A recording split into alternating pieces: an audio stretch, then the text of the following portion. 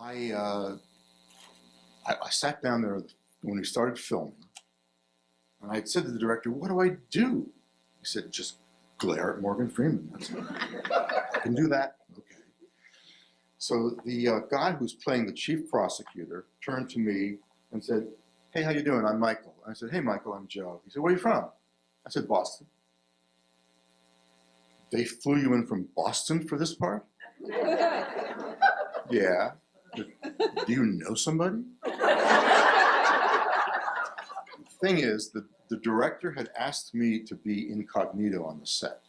He did not want the actors to know that the writer of the novel was there. I guess because it might make them feel self-conscious. Maybe he was afraid Ashley Judd would come up to me and say, "This line needs to be rewritten," right? I agreed to be incognito. So Michael says to me, "Okay, Joe, you need to understand what this movie is all about. So let me tell you about it. I'm going to tell you about the book, okay?" And he began to tell me about the themes and the major characters and how it all fit together. And he was really good. And I was sitting there going, yeah, uh-huh. And I couldn't take it anymore. And I finally said, "Mike, I actually wrote the book." So we're talking about, I wrote High Crimes. "Oh man, Ashley Morgan, this guy wrote High Crimes." Cover blown. So then I needed to find scenes. And the reason why I like scenes is because it gives some action to your story. It kind of rewards the reader for sticking with it. And it also helps you do the thing that people tell you all the time, which is show, don't tell. So I like scenes because they show. And I could tell somebody that Fielding Miller is very successful and is running a national company because he is relentless. He is absolutely relentless in working in achieving his goals. But you know, I hate adjectives.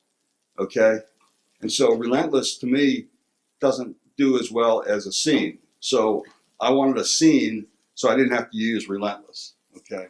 Writers such as Muriel Rukeyser, Carolyn Forche, William Carlos Williams, Mark Nowak, Kaya Sand, and Claudia Rankine give us footprints for how to contextualize talk story and provide illuminating excavation processes for moving from the I to the we.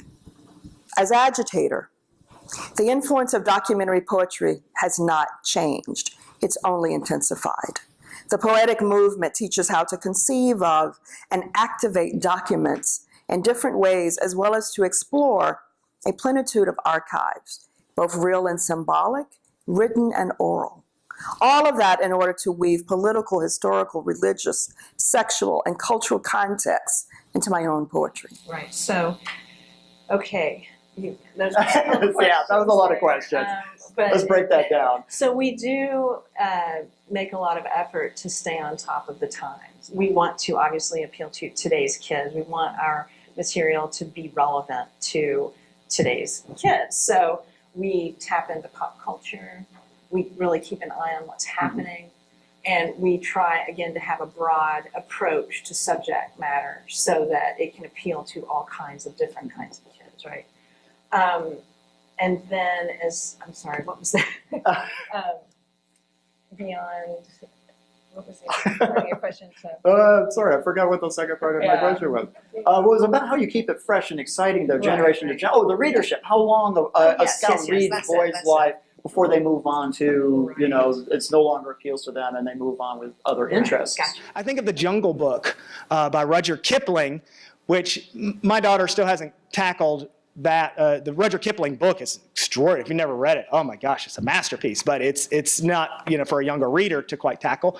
But my daughter watched the movies. You know, there's a couple of the Disney versions of The Jungle Book, and if you remember, and I think this is the animated version from the 60s that she was watching. And here's Mowgli, who he's being raised by wolves and being taken care of by a panther and a bear. And they're all of a sudden they're off on this adventure together through the jungle. And then my daughter realized, you could see her kind of screwing up her brow. And she's thinking about something. She's paused this. And then she says, are they leading him out of the jungle back to the humans? And it's like, yeah, well, he can't live in the jungle forever. And this movie sucks, Yeah.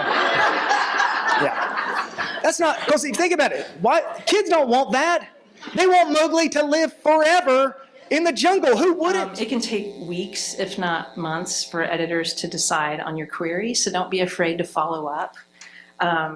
I would say not too often, though. I would give it 2 or 3 weeks before your first nudge, because the problem is that your query really can get buried in the inbox, or whether it's the email inbox or the snail mail inbox. Because I'm not just looking at queries all day. I'm fielding PR and publishers' phone calls because they want me to review their products or their publications, their books. We get tons of emails. We're reviewing layouts all day. We're reviewing blue lines when we get close to press time, putting together assignment letters, editing submissions, fielding queries, attending meetings, writing, researching new subjects, most importantly, discussing with colleagues the most recent episode of Game of Thrones. And so I give you all this, and I'm not whining at all. I love what I do. I just realize that editors tend to be very busy, and your query is among the many things they want to get to in their day. We're having a seminar today. I'm not going to be lecturing to you. I'm going to be having everyone participate, all right? Don't get nervous. I know the first thing you do is you get nervous about it. I know. I taught for 5 years, so I know. But one of the things I want to do today is I want to give you specific, concrete suggestions for how to open your book. Nothing vague or general. I'm basically giving you the advice I wish I had gotten when I started, okay? But for historical people, the one thing you don't want to discount is don't discount printed encyclopedias, particularly if they are published closer to the date of your historical era. There are some encyclopedias, like the ones that were published in 1929, are going to do a lot better job of the late 1800s than our current encyclopedias, even the ones online. Because as you get further away from that time period, the encyclopedias take less time with that period of history. So always look for something that's created closer to your era if you can. I have a private detective source who I call him up and I say, all right, I've got it. My private eye does the following. How does he do this? I'll give you a concrete example in my new book. Nick Heller, my continuing character, finds a dead body, and on this body he finds only one thing, a rental car key.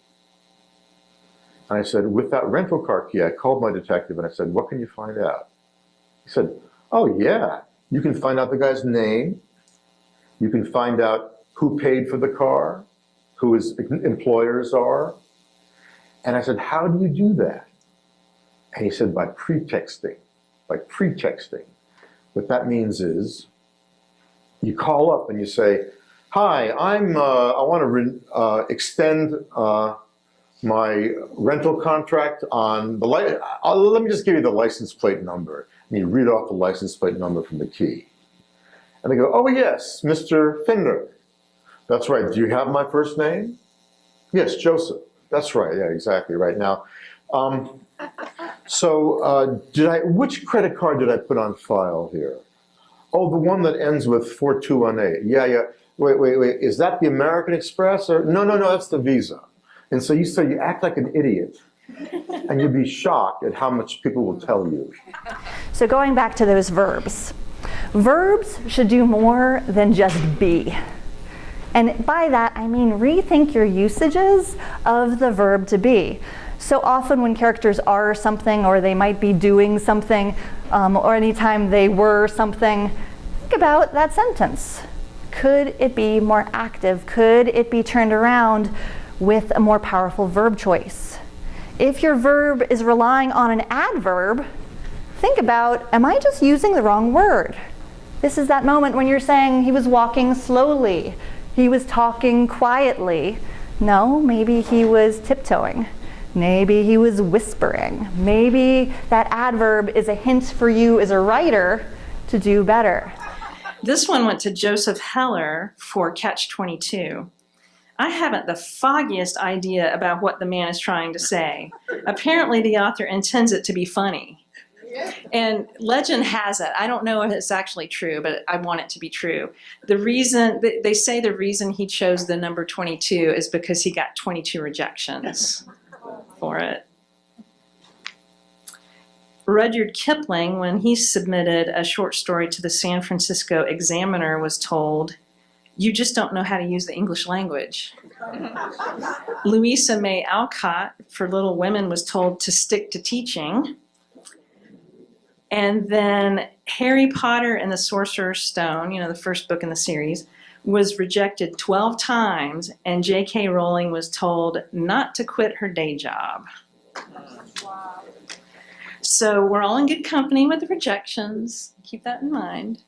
And with that upbeat note, I'd like to encourage you to keep on keeping on, and good luck with your writing.